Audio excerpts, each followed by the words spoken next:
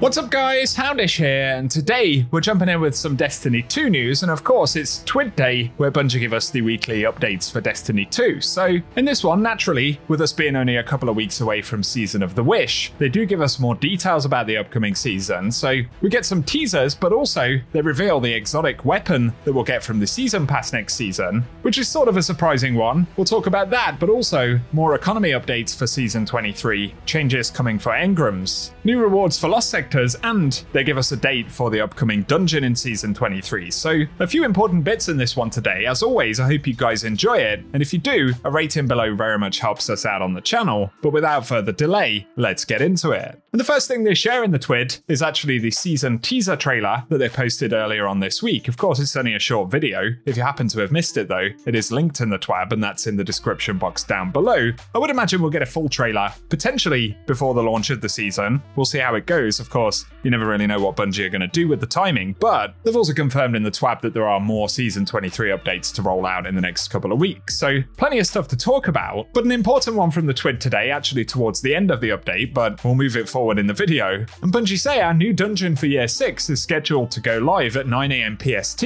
on Friday, December 1st, and Guardians will then be able to jump in and start collecting epic loot. So of course, Season 23 kicks off on the 28th of November, and at the end of that week on the Friday, we'll get the dungeon, so isn't much of a delay, but of course we don't have as much of a power grind in seasons now, so it kind of makes sense. Nonetheless, mark that one on the calendars if you plan to jump into the new dungeon when it drops. Up next though, a reveal I wasn't anticipating for the Twid today, and they say Dragon's Breath reimagined, and we can see the Dragon's Breath rocket launcher right there inside of Destiny 2, of course returning from D1, but they say the exotic rocket launcher returns in Season of the Wish's seasonal reward track, and the exotic has been reimagined to sow mayhem around it. Originally, Bungie had actually revealed that Dragon's Breath would come back as part of the final shape that was in the trailer, but instead it's returning in Season of the Wish, so I'm assuming they pulled it forward. And I don't know, maybe they've done something different with another exotic they'd worked on for the Season Pass, perhaps a quest or something like that. But nonetheless, for Dragon's Breath in Destiny 2, it'll come with the exotic intrinsic Burn the World, and they say the fuel counter passively increases the longer you go without firing it to a maximum of ×5, and then firing Dragon's Breath then empties the counter,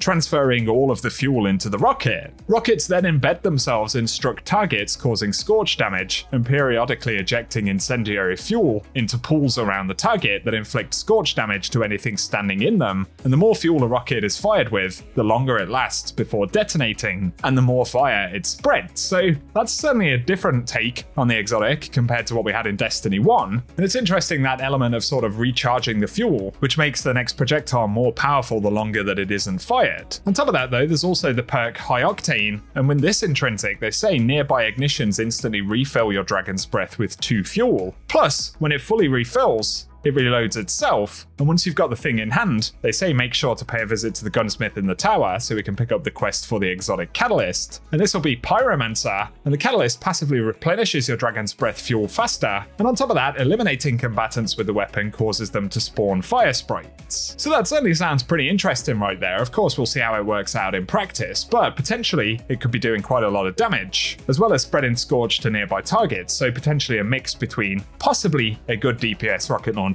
but also something that's going to be very good for crowd control. And of course, Dragon's Breath never quite cut it back in Destiny 1. It wasn't a brilliant weapon in any of its forms, but it was certainly a cool weapon in spirit, so hopefully with these changes coming in Destiny 2, it's going to be a beast. Let us know what you think about it down below, but yeah, that's going to be the Season Pass exotic reward for Season of the Wish. So let us know what you think, but here they talk about economy and rewards tuning for Season 23. And firstly, there'll be new rewards for Lost Sectors, so they're introducing additional rewards for completing Lost Sectors without the assistance or comfort of a stalwart fire team. And while Gunsmith engrams will be introduced as a reward to all difficulty of Lost Sectors, select Foundry weapons will also drop from Legend and Master completions. So assuming the Guardian is thorough and leaves no champions standing, the drop rates will be 70% on Legend and 100% on Master. They also say that thorough completions on Master difficulty will have the advantage of weapons dropping with an additional perk, and that'll be in either the 3rd or 4th column. So certainly an interesting interesting element right here, and they say the weapon pools are grouped into smaller pools to make chasing particular weapons more feasible, and they'll rotate after each daily reset. So we can see day 1 is Nox Perennial, Old Sterling, Marsilian C, and the Sununa S16, with day 2 being the PSI Hermetic 5, Glissando 47, Irakanji, and the Nasruddin. And then for day 3 we get Heliocentric QSC, Last Foray, Hand in Hand, and Battle Scar. And finally for day 4 it'll be Geodetic, Combined Action, Harsh Language, and the Coronac 22. And so these are going to be additional rewards to the exotics we get right now, obviously opening up more possibilities to get good rolls of those weapons, but also new sources for those weapons for players who perhaps might want to chase them down later on. They also say though that the newest Whirlpool weapons will eventually find their way into Lost Sector chests in the season after their debut, and once enough time has passed, the older weapons will then move on to being only available from the Gunsmith focusing pool. So overall, quite a big reward updates for Lost Sectors right there, and give us your thoughts below. They also say though that more ritual engrams are coming, and this will include Vanguard Ops, Crucible, and Gambit. And they say next season they're giving players more agency on the rewards they can get after long play sessions in playlists. So at the start of Wish, ritual activity reward completions will now include additional drops of ritual engrams, and this influx of engrams will let players focus more often for gear from seasons past and present. That said, with legendary shards going away soon, the ritual vendors will see the costs of focusing engrams slightly changed. But to be clear, the increase in engram drops go hand in hand with the price changes, so we're hoping that you'll still find yourself focusing just as often, albeit with a different set of currencies. And so as a reminder for the new costs for ritual vendor focusing, new ritual weapons will cost 1 engram, with standard ritual pool weapons costing 3 engrams and 5,000 glimmer, and that cost will be the same for armor. Then for legacy weapons, it'll be 5 engrams and 15,000 glimmer, plus for Iron Banner and Nightfall weapons, it'll be 5 engrams and 25,000 glimmer, and then Adept Nightfall weapons will be 1 engram but 50,000 glimmer. Trials weapons are 5 engrams and 25,000 glimmer, with Adept Trials weapons costing 1 engram and 50,000 glimmer, but of course for the Adept Nightfall we'll need 10 ciphers, and for Trials we'll need a 7-win Trials passage. So Bungie are simply reiterating some of those cost changes right there. But also in the TWAB they give a last call for the Iron Banner, with the Dark Decider and Gunnar Azak's weapons leaving the pool next season. So this week is the final time in the season to get them, but of course we'll get a new Strand High Impact Auto and the return of the Reese Walker Kinetic Lightweight Shotgun next week. So keep that in mind. And finally in the TWAB they do point out that next week of course it's Thanksgiving on the Thursday. So the next TWID will drop next Wednesday, and it will include more Season of the Wish previews according to Bungie in the TWID. So give us your thoughts on those main bits from the TWID this week.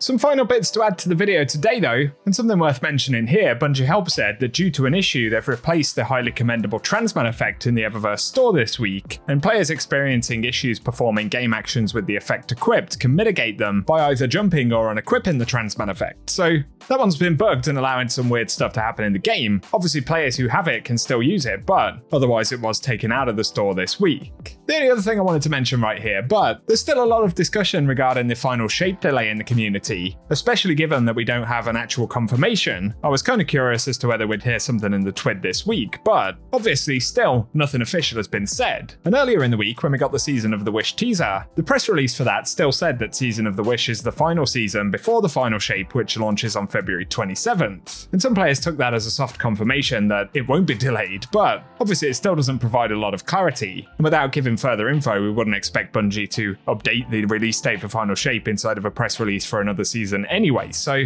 it's a weird situation. Destiny Bulletin pointed out potentially there isn't a concrete date yet, but they do say it's been reported multiple times already, but we can independently confirm per sources that the final shape delay was announced internally days before the layoffs. So multiple sources are hinting that this is official inside of Bungie, but obviously still hasn't actually been announced. And potentially now outside of the TWID it could be a couple of weeks before we really hear anything more about the final shape, so it's a weird situation, and I would imagine that Bungie will endeavour to give some kind of detail soon, as it isn't really a good question for the community to continue to have, but obviously we're still going to have to wait a little while longer yet. For today though guys, that's everything we have to speak about in this video, so as always, share any thoughts you have on the content from the TWID. I'll be keeping you posted when we do get news updates, so definitely get subscribed, and of course Season 23 content is just around the corner as well. But also if you've enjoyed the video, a rating below really does help us out on the channel. But for now, I hope you guys have an awesome day.